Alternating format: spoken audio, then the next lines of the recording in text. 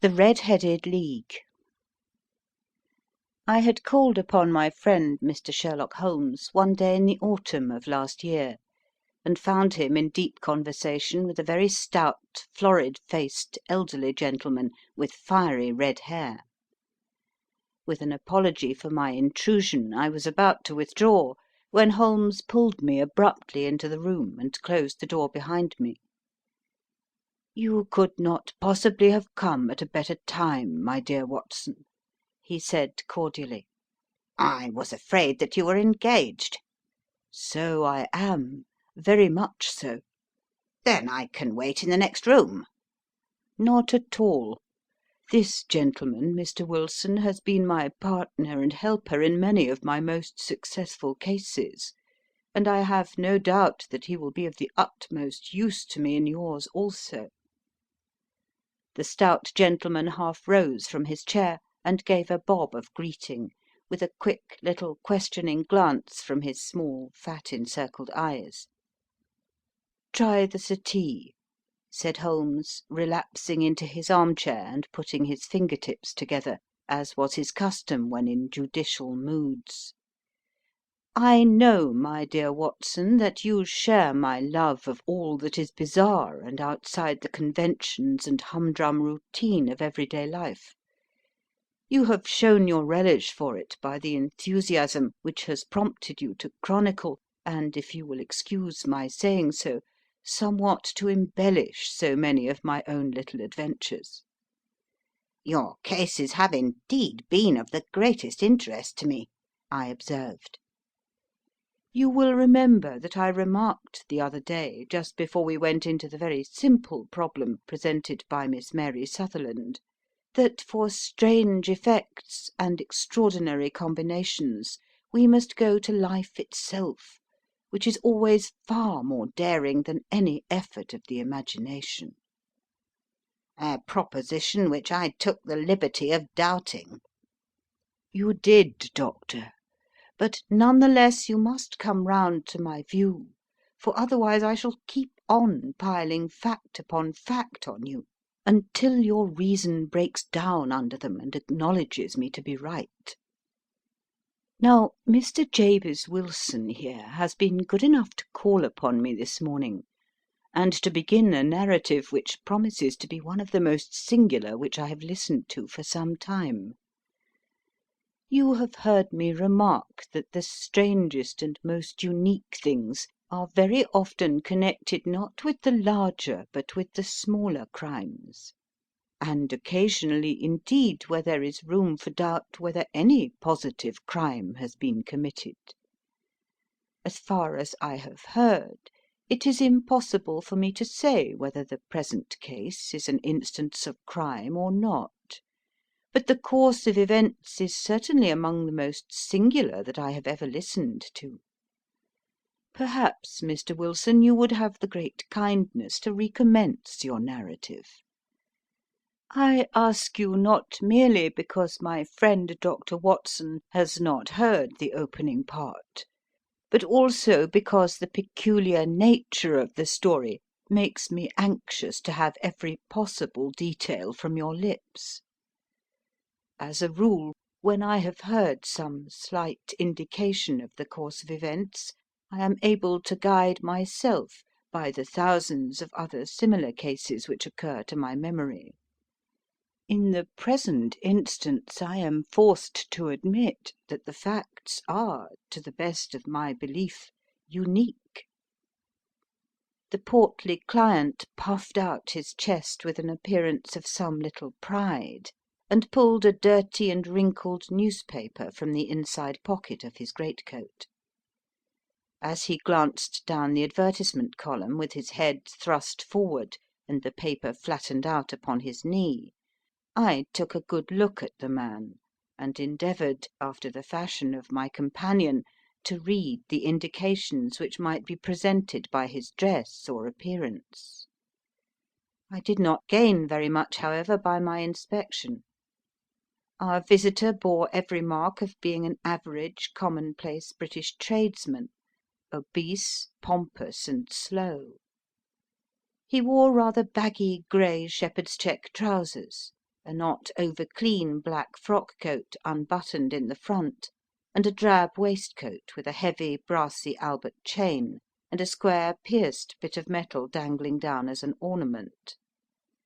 A frayed top hat and a faded brown overcoat with a wrinkled velvet collar lay upon a chair beside him.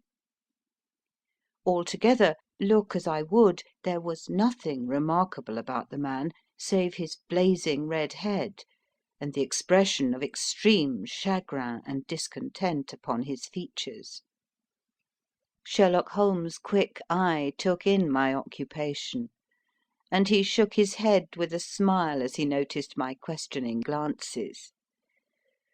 Beyond the obvious facts that he has at some time done manual labour, that he takes snuff, that he is a Freemason, that he has been in China, and that he has done a considerable amount of writing lately, I can deduce nothing else.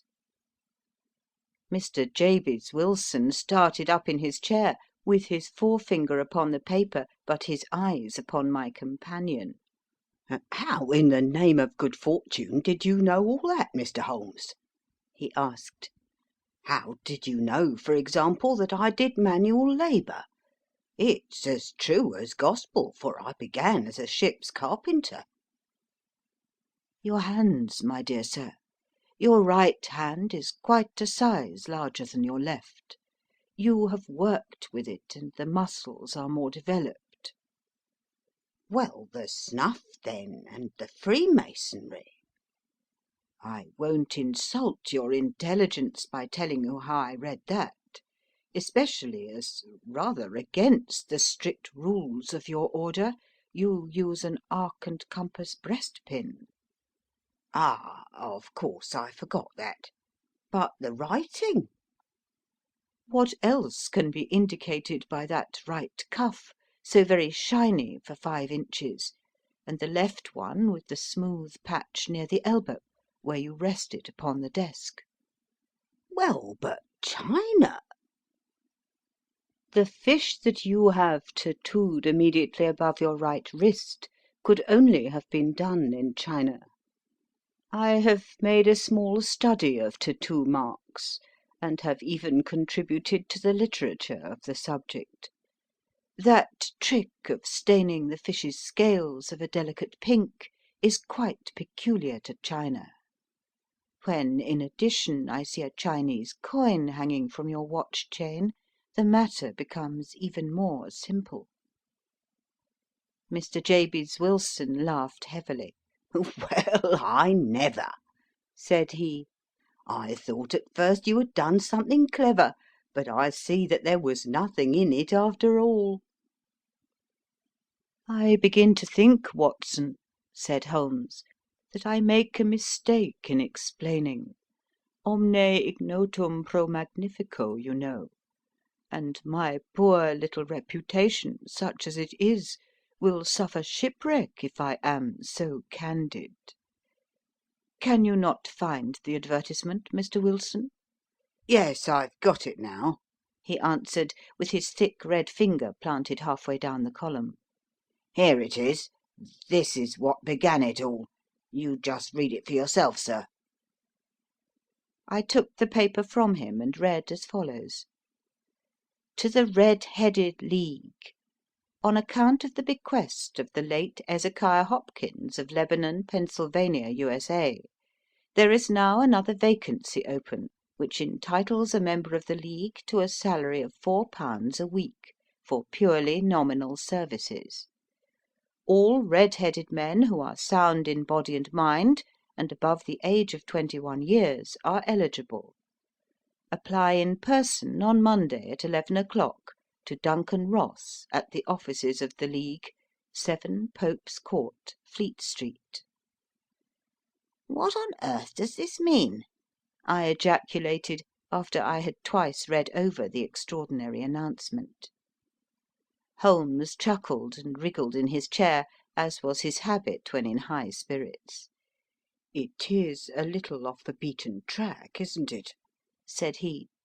And now, Mr. Wilson, off you go at scratch and tell us all about yourself, your household, and the effect which this advertisement had upon your fortunes. You will first make a note, Doctor, of the paper and the date." "It is the Morning Chronicle of April 27th, 1890, just 2 months ago." "Very good. Now, Mr. Wilson." "Well, it is just as I have been telling you, Mr. Sherlock Holmes," said Jabez Wilson, mopping his forehead.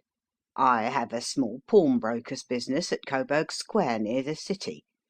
It's not a very large affair, and of late years it has not done more than just give me a living. I used to be able to keep 2 assistants, but now I only keep 1, and I would have a job to pay him, but that he is willing to come for half wages so as to learn the business." "What is the name of this obliging youth?" asked Sherlock Holmes. "His name is Vincent Spaulding, and he's not such a youth either. It's hard to say his age. I should not wish a smarter assistant, Mr. Holmes, and I know very well that he could better himself and earn twice what I am able to give him. But after all, if he is satisfied, why should I put ideas in his head?" "Why, indeed? You seem most fortunate in having an employé who comes under the full market price. It is not a common experience among employers in this age. I don't know that your assistant is not as remarkable as your advertisement." "Oh, he has his faults too," said Mr. Wilson. "Never was such a fellow for photography. Snapping away with a camera when he ought to be improving his mind, and then diving down into the cellar like a rabbit into its hole to develop his pictures. That is his main fault, but on the whole he's a good worker. There's no vice in him." "He is still with you, I presume?" "Yes, sir, he and a girl of 14 who does a bit of simple cooking and keeps the place clean. That's all I have in the house, for I am a widower and never had any family. We live very quietly, sir, the 3 of us, and we keep a roof over our heads and pay our debts if we do nothing more." "The first thing that put us out was that advertisement. Spaulding, he came down into the office just this day 8 weeks, with this very paper in his hand, and he says, 'I wish to the Lord, Mr. Wilson, that I was a red-headed man.' 'Why that?' I asks. 'Why,' says he, 'here's another vacancy on the League of the Red-headed Men. It's worth quite a little fortune to any man who gets it, and I understand that there are more vacancies than there are men, so that the trustees are at their wits' end what to do with the money. If my hair would only change colour, here's a nice little crib all ready for me to step into.' 'Why, what is it then?' I asked. 'You see, Mr. Holmes, I'm a very stay-at-home man, and as my business came to me instead of my having to go to it, I was often weeks on end without putting my foot over the doormat. In that way I didn't know much of what was going on outside, and I was always glad of a bit of news.' 'Have you never heard of the League of the Red-headed Men?' he asked, with his eyes open. 'Never.' 'Why, I wonder at that, for you are eligible yourself for one of the vacancies.' 'And what are they worth?' I asked. 'Oh, merely a couple of hundred a year, but the work is slight, and it need not interfere very much with one's other occupations.' Well, you can easily think that that made me prick up my ears, for the business has not been over good for some years, and an extra couple of hundred would have been very handy. 'Tell me all about it,' said I. 'Well,' said he, showing me the advertisement, 'you can see for yourself that the League has a vacancy, and there is the address where you should apply for particulars. As far as I can make out, the League was founded by an American millionaire, Ezekiah Hopkins, who was very peculiar in his ways. He was himself red-headed, and he had a great sympathy for all red-headed men, so when he died it was found that he had left his enormous fortune in the hands of trustees, with instructions to apply the interest to the providing of easy berths to men whose hair is of that colour. From all I hear, it is splendid pay and very little to do." "But," said I, "there would be millions of red-headed men who would apply." "Not so many as you might think," he answered. "You see, it is really confined to Londoners, and to grown men. This American had started from London when he was young, and he wanted to do the old town a good turn. Then again, I have heard it is no use your applying if your hair is light red or dark red, or anything but real bright, blazing, fiery red. Now, if you cared to apply, Mr. Wilson, you would just walk in. But perhaps it would hardly be worth your while to put yourself out of the way for the sake of a few £100.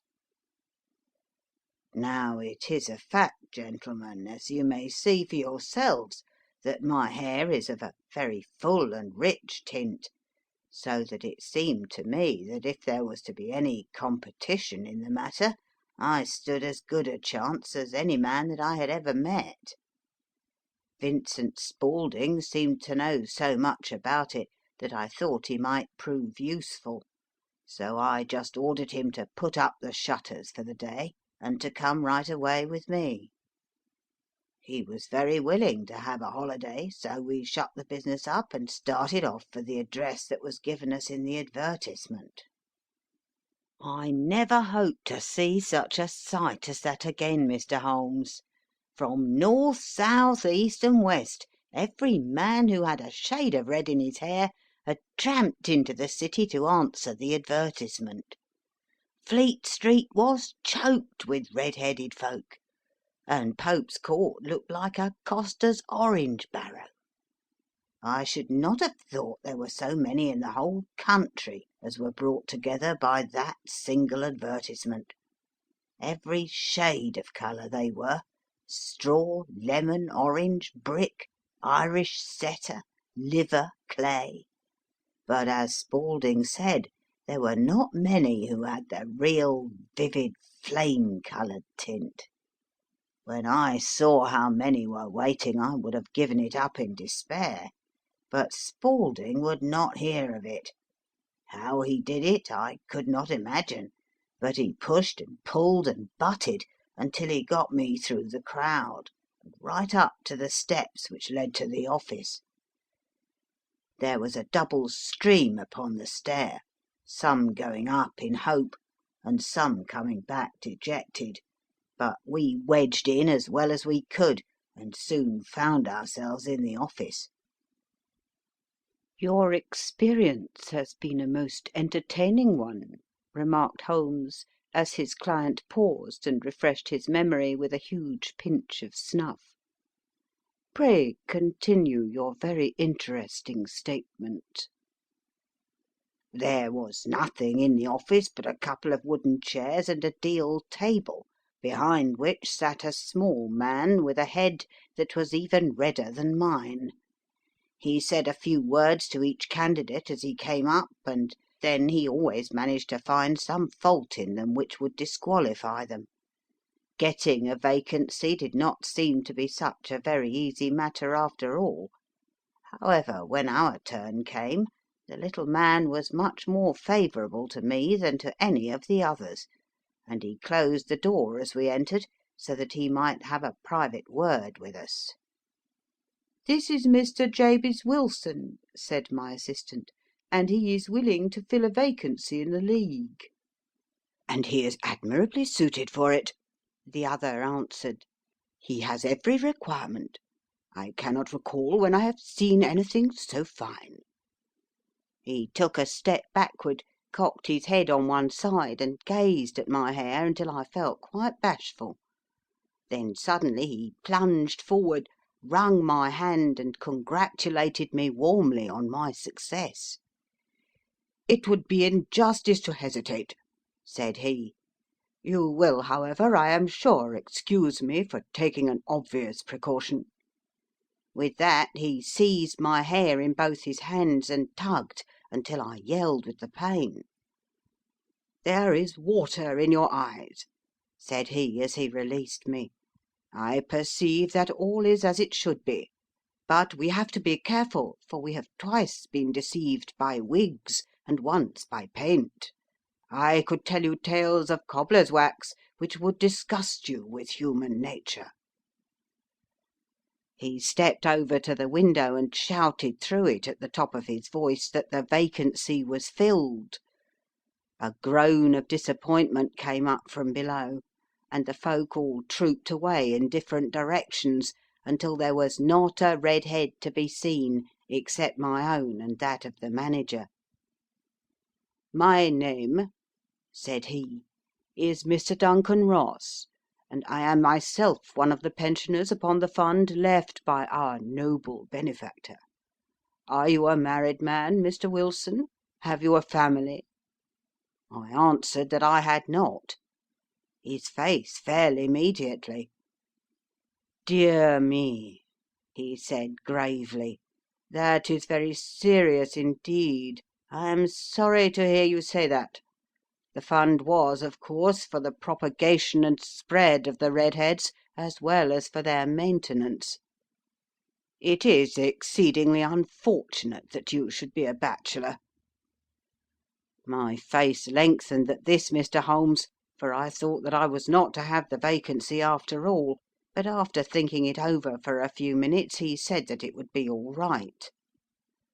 "In the case of another," said he, "the objection might be fatal, but we must stretch a point in favour of a man with such a head of hair as yours. When shall you be able to enter upon your new duties?"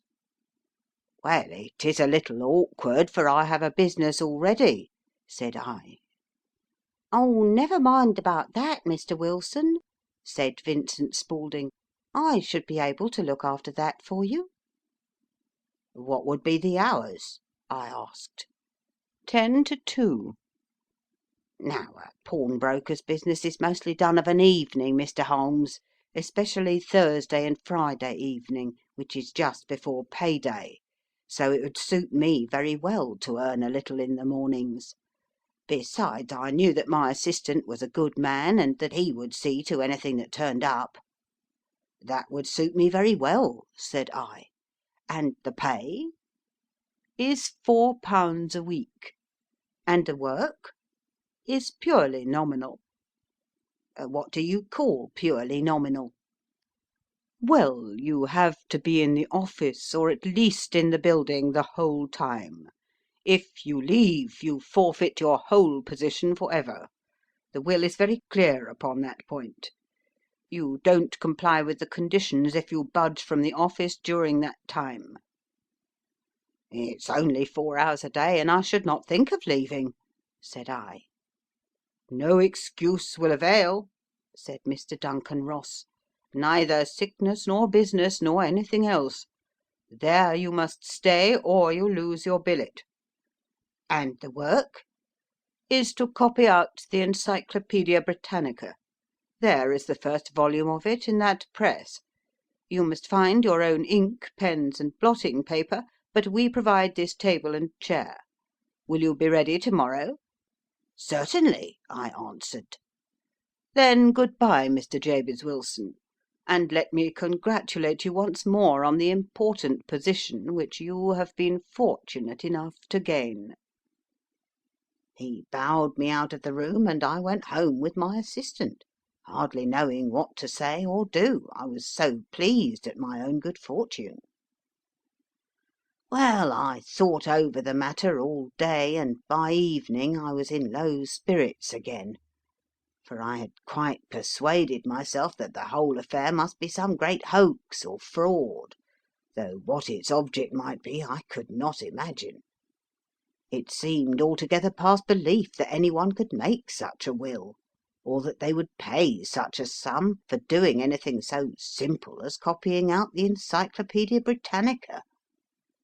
Vincent Spaulding did what he could to cheer me up, but by bedtime I had reasoned myself out of the whole thing.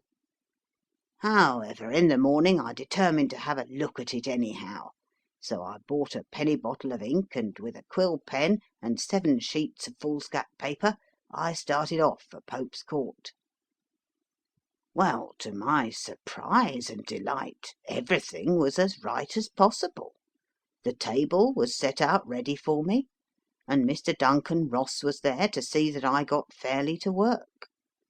He started me off upon the letter A, and then he left me, but he would drop in from time to see that all was right with me. At 2 o'clock he bade me good day, complimented me upon the amount that I had written, and locked the door of the office after me. This went on day after day, Mr. Holmes, and on Saturday the manager came in and planked down 4 golden sovereigns for my week's work. It was the same next week, and the same the week after. Every morning I was there at 10, and every afternoon I left at 2. By degrees Mr. Duncan Ross took to coming in only once of a morning, and then after a time he did not come in at all.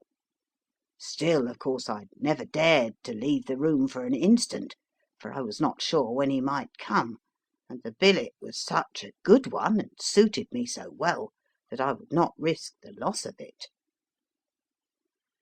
8 weeks passed away like this, and I had written about abbots and archery and armour and architecture and Attica, and hoped with diligence that I might get on to the bees before very long. It cost me something in foolscap, and I had pretty nearly filled a shelf with my writings, and then, suddenly, the whole business came to an end. To an end? Yes, sir, and no later than this morning I went to my work as usual at 10 o'clock, but the door was shut and locked, with a little square of cardboard hammered onto the middle of the panel with a tack. Here it is, and you can read for yourself. He held up a piece of white cardboard about the size of a sheet of notepaper. It read in this fashion: "The Red-Headed League is dissolved. October the 9th, 1890." Sherlock Holmes and I surveyed this curt announcement, and the rueful face behind it, until the comical side of the affair so completely overtopped every other consideration that we both burst out into a roar of laughter. "I cannot see that there is anything very funny," cried our client, flushing up to the roots of his flaming head. "If you can do nothing better than laugh at me, I can go elsewhere." "No, no," cried Holmes, shoving him back into the chair from which he had half risen. "I really wouldn't miss your case for the world. It is most refreshingly unusual. But there is, if you will excuse my saying so, something just a little funny about it. Pray, what steps did you take when you found the card upon the door?" "I was staggered, sir. I did not know what to do. Then I called at the offices round, but none of them seemed to know anything about it. Finally I went to the landlord, who is an accountant living on the ground floor, and I asked him if he could tell me what had become of the Red-Headed League. He said that he had never heard of any such body. Then I asked him who Mr. Duncan Ross was. He answered that the name was new to him. "Well," said I, "the gentleman at number 4. "What, the red-headed man?" "Yes." "Oh," said he, "his name was William Morris. He was a solicitor, and was using my room as a temporary convenience until his new premises were ready. He moved out yesterday." "Where could I find him?" "Oh, at his new offices. He did tell me the address. Yes, 17 King Edward Street, near St. Paul's." I started off, Mr. Holmes, but when I got to that address it was a manufactory of artificial knee-caps, and no one in it had ever heard of either Mr. William Morris or Mr. Duncan Ross. "And what did you do then?" asked Holmes. I went home to Saxe Coburg Square, and I took the advice of my assistant. But he could not help me in any way. He could only say that if I waited I should hear by post. But that was not quite good enough, Mr. Holmes. I did not wish to lose such a place without a struggle, so, as I had heard that you were good enough to give advice to poor folk who were in need of it, I came right away to you." "And you did very wisely," said Holmes. "Your case is an exceedingly remarkable one, and I shall be happy to look into it. From what you have told me, I think that it is possible that graver issues hang from it than might at first sight appear." "Grave enough," said Mr. Jabez Wilson. "Why, I have lost £4 a week." "As far as you are personally concerned," remarked Holmes, "I do not see that you have any grievance against this extraordinary league. On the contrary, you are, as I understand, richer by some £30, to say nothing of the minute knowledge which you have gained on every subject which comes under the letter A. You have lost nothing by them." "No, sir, but I want to find out about them, and who they are, and what their object was in playing this prank, if it was a prank, upon me. It was a pretty expensive joke for them, for it cost them £32. We shall endeavour to clear up these points for you. And first, one or two questions, Mr. Wilson. This assistant of yours, who first called your attention to the advertisement, how long had he been with you?" "About a month, then." "How did he come?" "In answer to an advertisement." "Was he the only applicant?" "No, I had a dozen." "Why did you pick him?" "Because he was handy and would come cheap." "At half wages, in fact?" "Yes." "What is he like, this Vincent Spaulding?" "Small, stout built, very quick in his ways, no hair on his face, though he's not short of 30. Has a white splash of acid upon his forehead." Holmes sat up in his chair in considerable excitement. "I thought as much," said he. "Have you ever observed that his ears are pierced for earrings?" "Yes, sir. He told me that a gipsy had done it for him when he was a lad." "Hmm," said Holmes, sinking back in deep thought. "He is still with you?" "Oh, yes, sir. I have only just left him." "And has your business been attended to in your absence?" "Nothing to complain of, sir. There's never very much to do of a morning." "That will do, Mr. Wilson.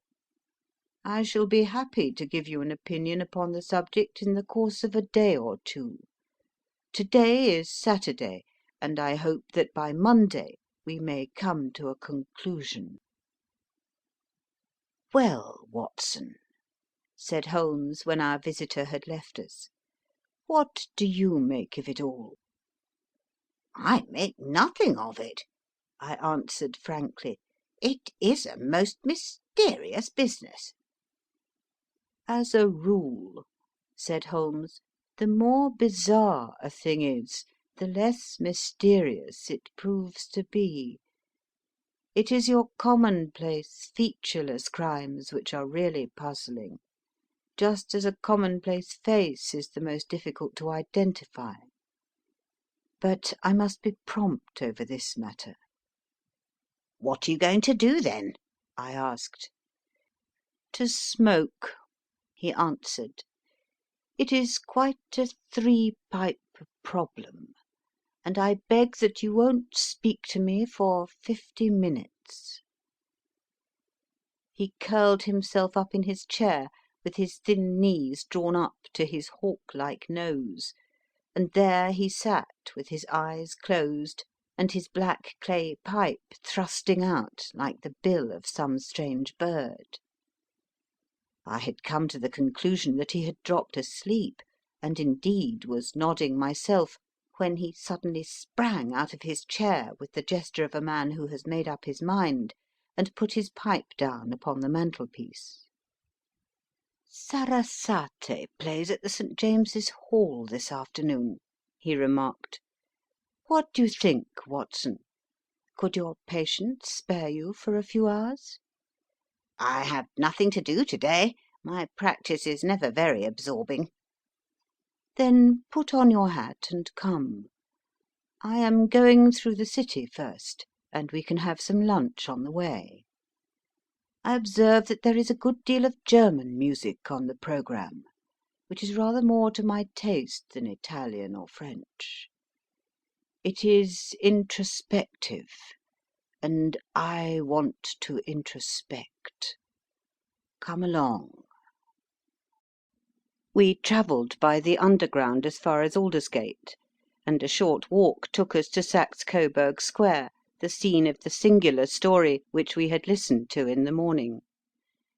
It was a poky, little, shabby genteel place, where 4 lines of dingy 2-storied brick houses looked out into a small railed-in enclosure, where a lawn of weedy grass and a few clumps of faded laurel bushes made a hard fight against a smoke-laden and uncongenial atmosphere.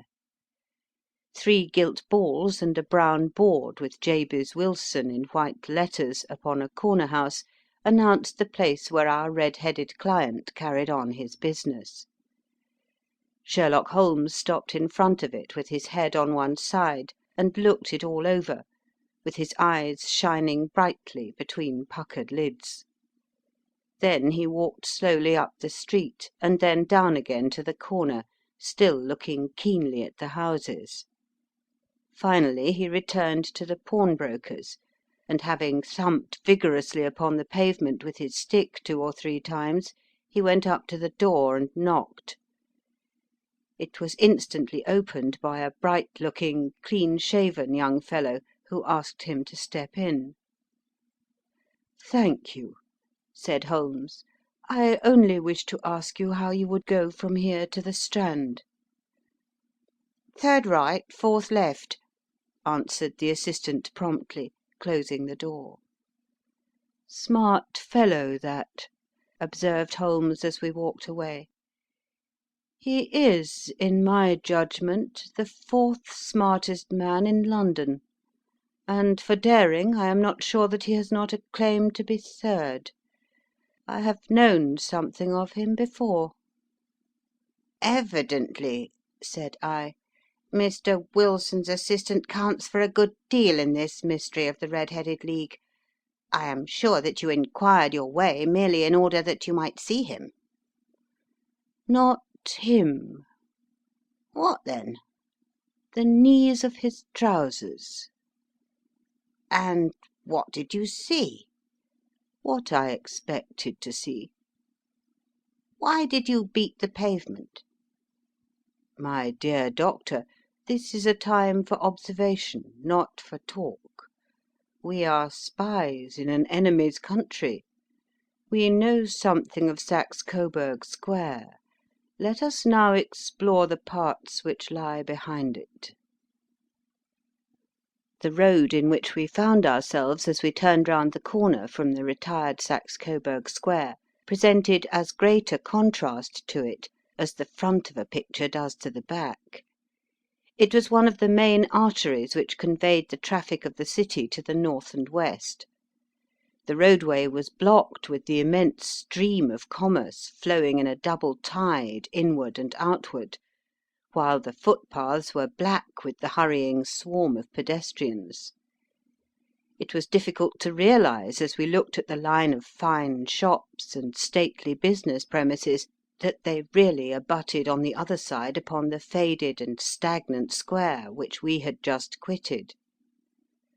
"Let me see," said Holmes, standing at the corner and glancing along the line.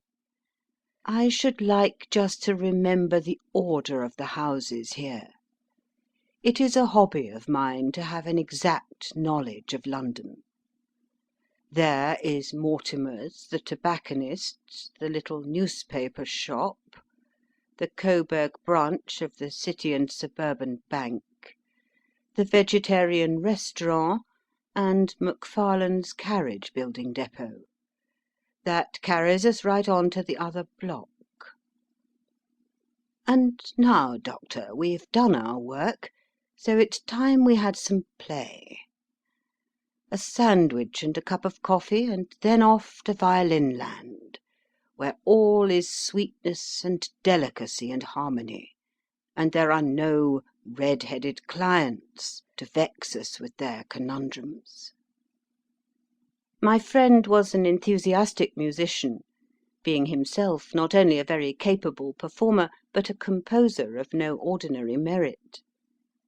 All the afternoon he sat in the stalls, wrapped in the most perfect happiness, gently waving his long thin fingers in time to the music, while his gently smiling face and his languid dreamy eyes were as unlike those of Holmes the sleuth-hound, Holmes the relentless, keen-witted, ready-handed criminal agent, as it was possible to conceive.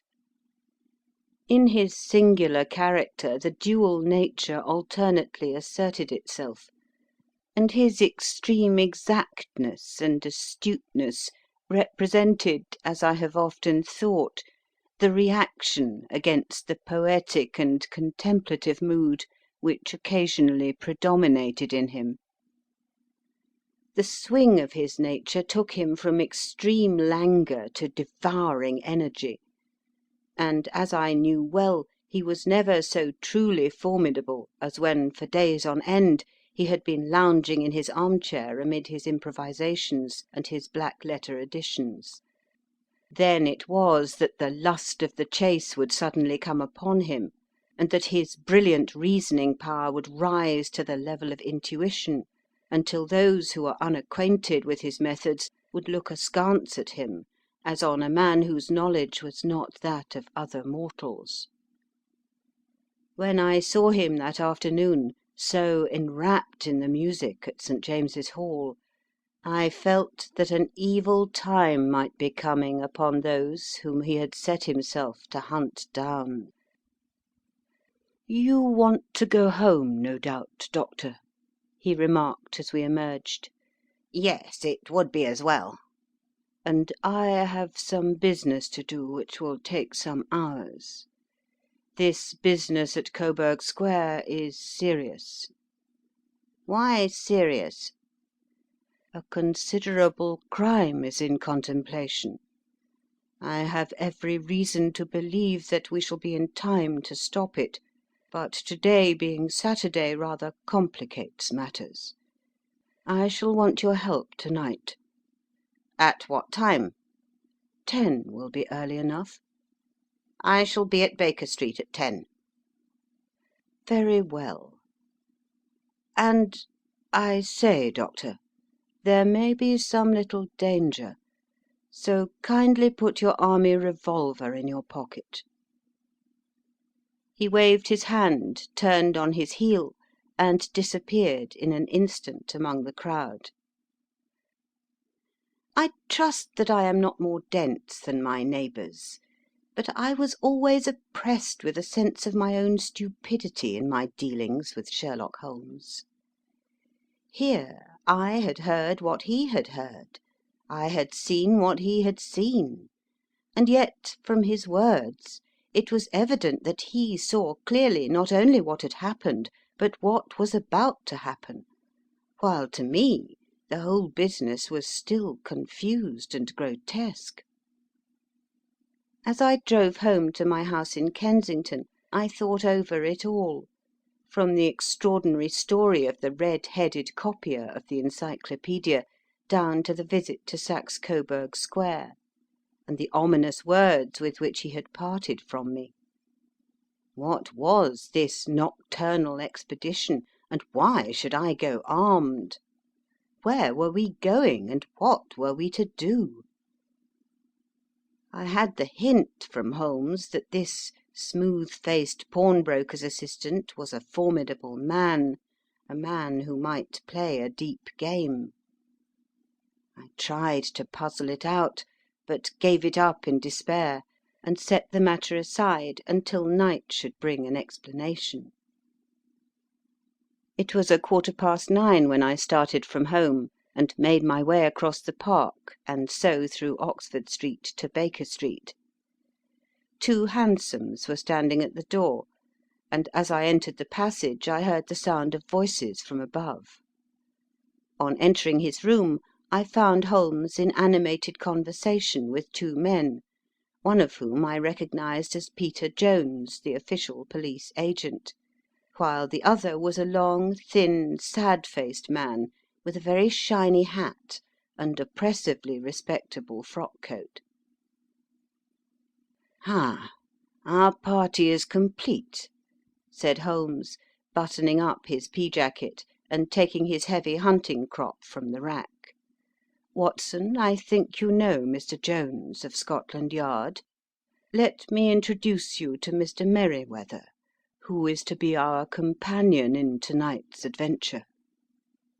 "We're hunting in couples again, Doctor, you see," said Jones in his consequential way. "Our friend here is a wonderful man for starting a chase. All he wants is an old dog to help him to do the running down." "I hope a wild goose may not prove to be the end of our chase," observed Mr. Merryweather gloomily.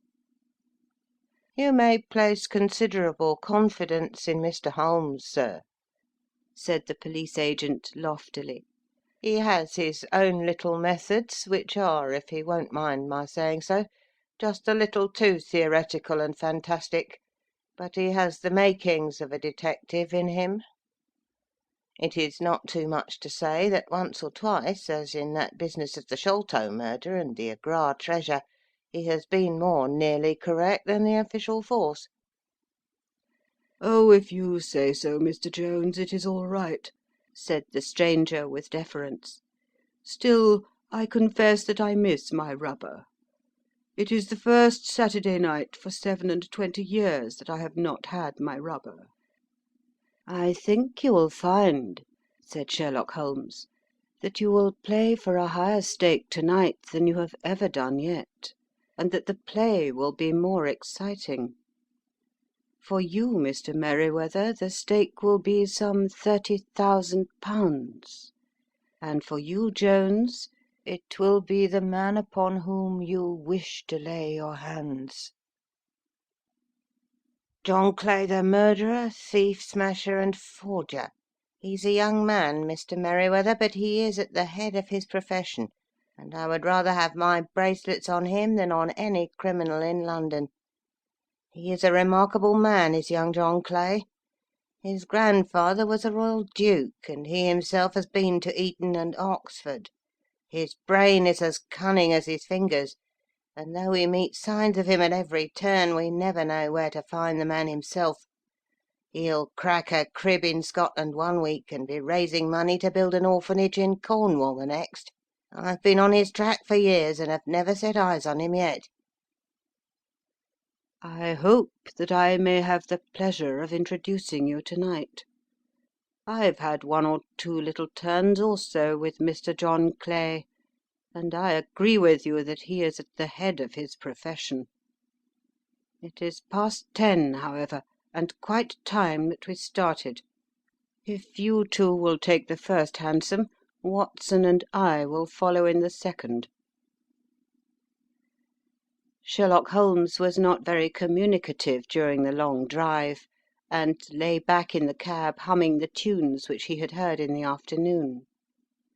We rattled through an endless labyrinth of gaslit streets until we emerged into Farrington Street.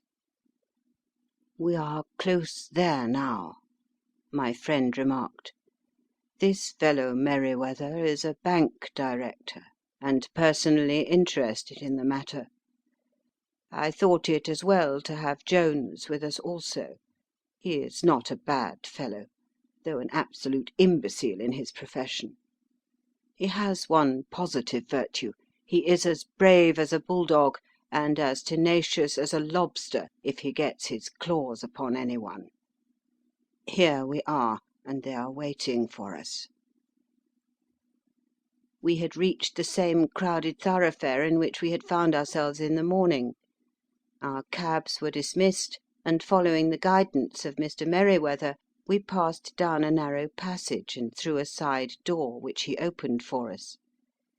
Within there was a small corridor which ended in a very massive iron gate. This also was opened, and led down a flight of winding stone steps, which terminated at another formidable gate. Mr. Merryweather stopped to light a lantern, and then conducted us down a dark, earth-smelling passage, and so, after opening a third door, into a huge vault or cellar, which was piled all round with crates and massive boxes.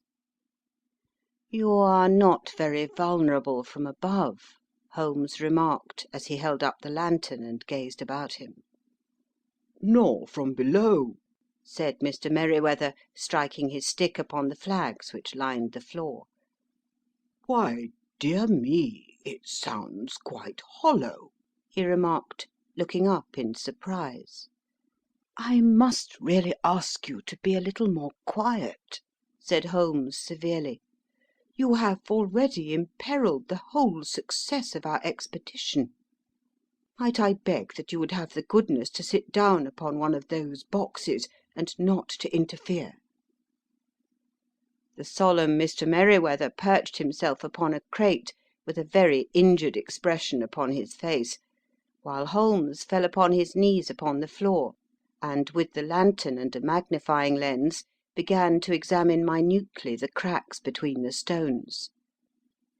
A few seconds sufficed to satisfy him, for he sprang to his feet again and put his glass in his pocket. "We have at least an hour before us," he remarked, "for they can hardly take any steps until the good pawnbroker is safely in bed. Then they will not lose a minute, for the sooner they do their work, the longer time they will have for their escape. We are at present, Doctor, as no doubt you have divined, in the cellar of the City branch of one of the principal London banks. Mr. Merryweather is the chairman of directors, and he will explain to you that there are reasons why the more daring criminals of London should take a considerable interest in this cellar at present." "It is our French gold," whispered the director.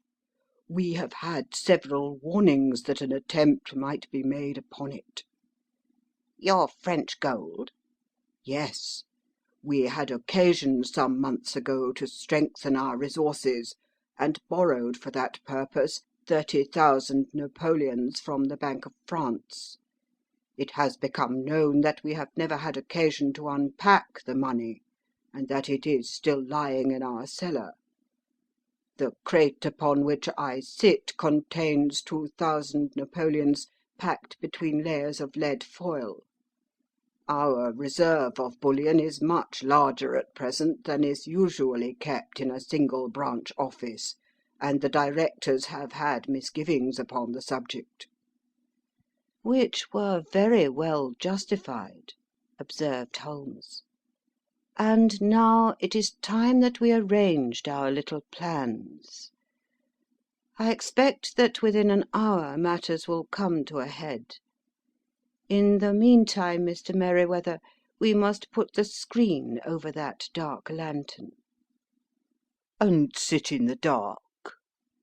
"I am afraid so. I had brought a pack of cards in my pocket, and I thought that, as we were a partie carrée, you might have your rubber after all.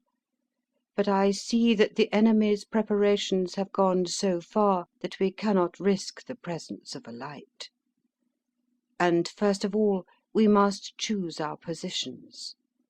These are daring men, and though we shall take them at a disadvantage, they may do us some harm unless we are careful.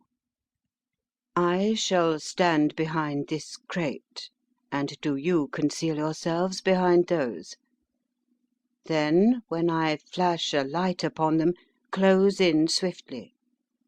If they fire, Watson, have no compunction about shooting them down."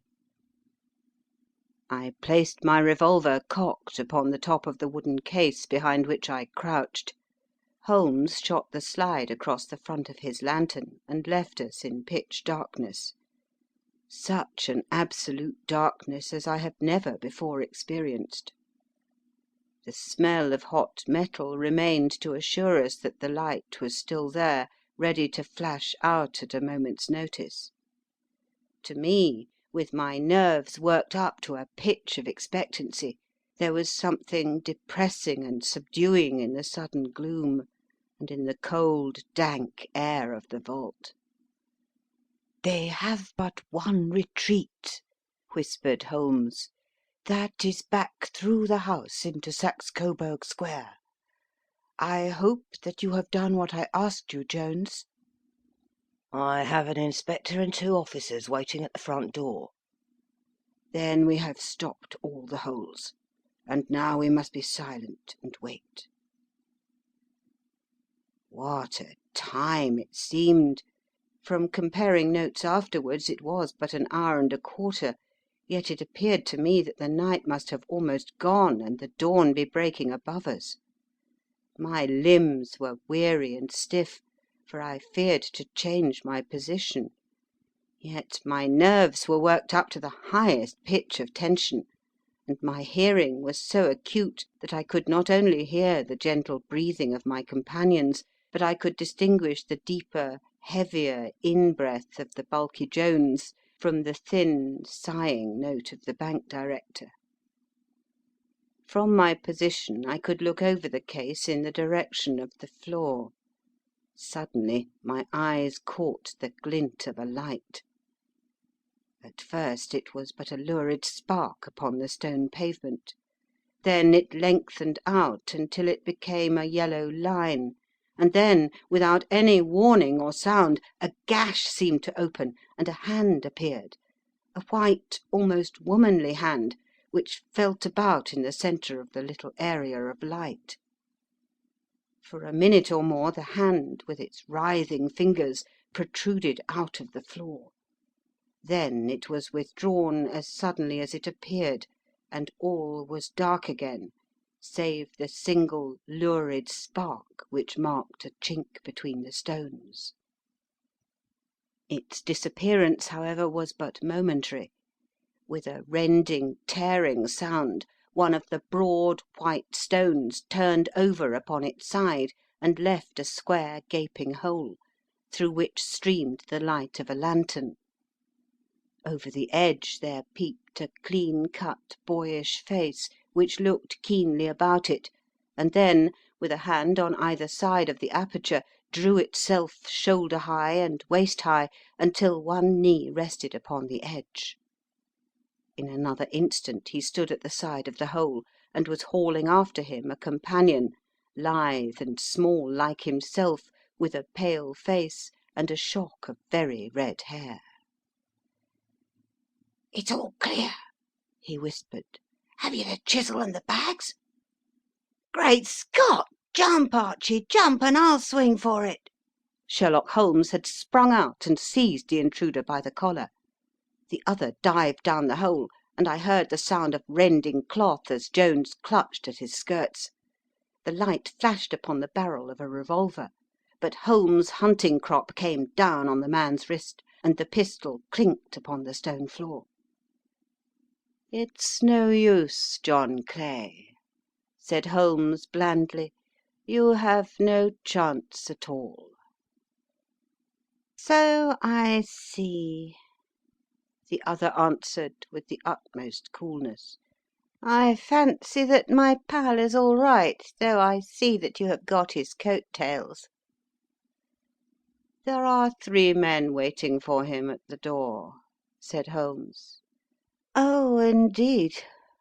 You seem to have done the thing very completely.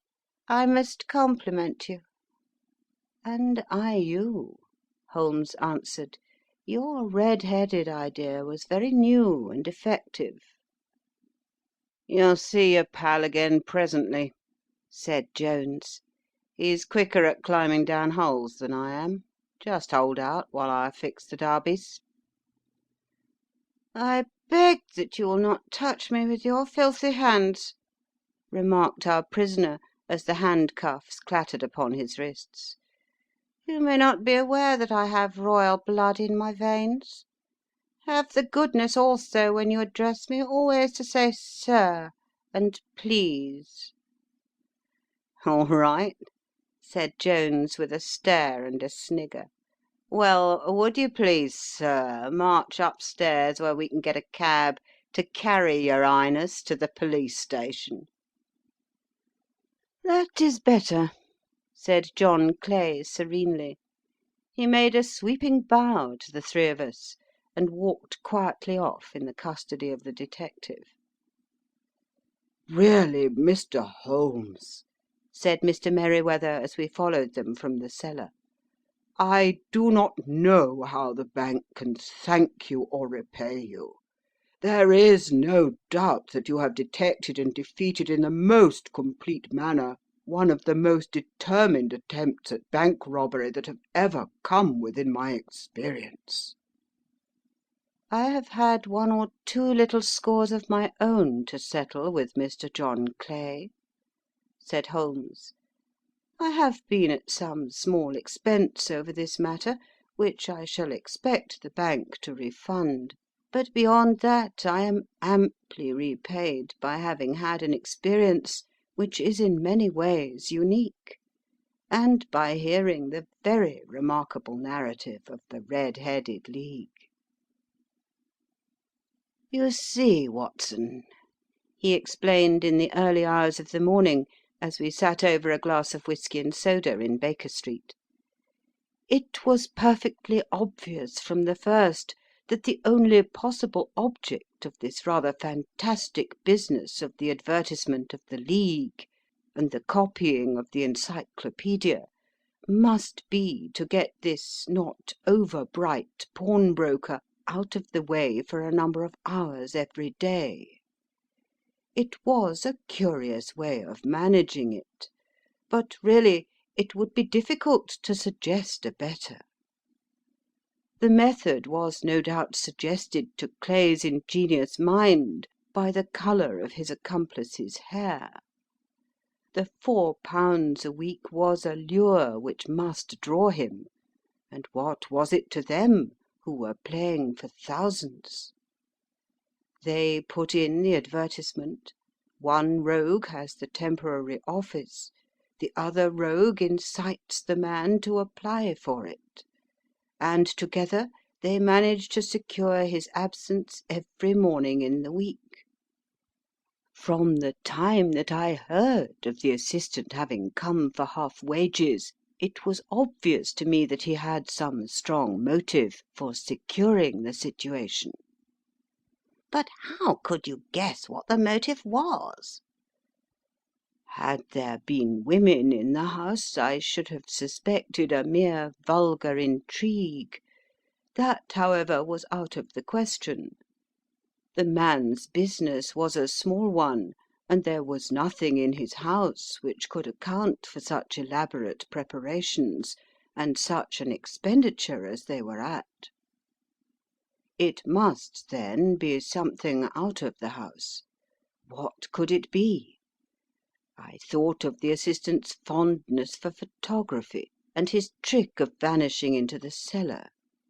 The cellar! There was the end of this tangled clue. Then I made inquiries as to this mysterious assistant, and found that I had to deal with one of the coolest and most daring criminals in London. He was doing something in the cellar, something which took many hours a day for months on end. What could it be once more? I could think of nothing save that he was running a tunnel to some other building. So far I had got when we went to visit the scene of action. I surprised you by beating upon the pavement with my stick. I was ascertaining whether the cellar stretched out in front or behind. It was not in front. Then I rang the bell, and, as I hoped, the assistant answered it. We have had some skirmishes, but we had never set eyes upon each other before. I hardly looked at his face. His knees were what I wished to see. You must yourself have remarked how worn, wrinkled, and stained they were. They spoke of those hours of burrowing.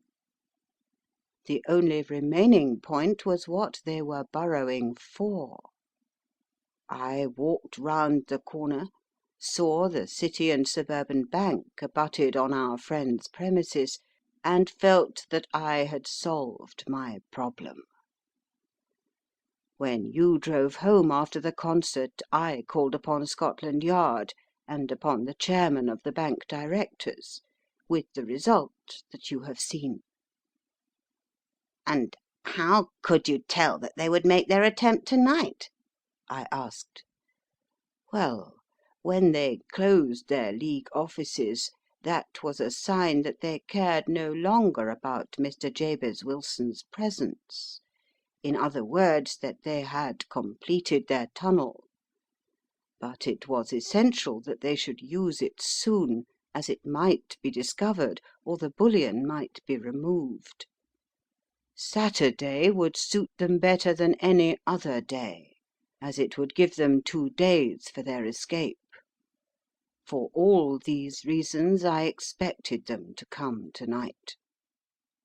You reasoned it out beautifully, I exclaimed in unfeigned admiration. It is so long a chain, and yet every link rings true. It saved me from ennui, he answered, yawning.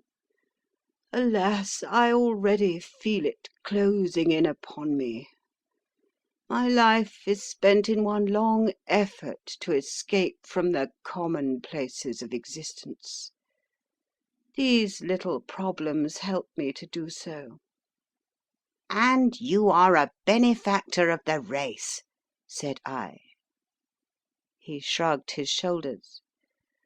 Well, perhaps, after all, it is of some little use, he remarked.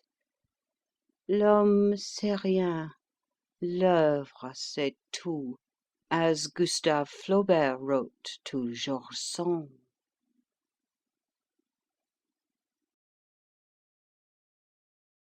Recording by Ruth Golding.